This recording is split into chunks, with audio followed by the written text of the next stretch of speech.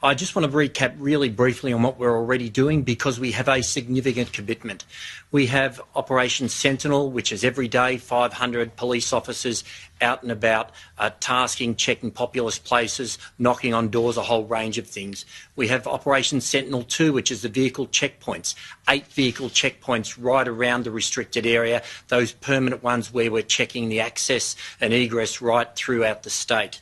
We have Operation Shielding, 160 transit police officers, transit protective services officers, I should say, and 80 police officers from transit who are out there every day, and they're making sure that there's public assurance, they're checking who should be in proper areas, and they're enforcing as you would expect them to be doing so.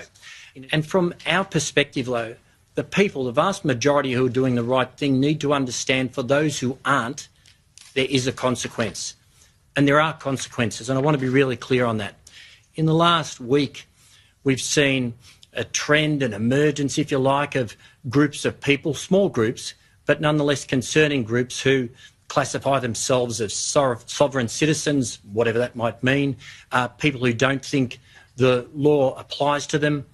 We've seen them at checkpoints, baiting police, not providing their name and address. On at least 3 or 4 occasions in the past week, we've had to smash the windows of people in cars and pull them out of there so they could provide their details because they weren't telling us where they were going. They weren't adhering to the Chief Health Officer guidelines.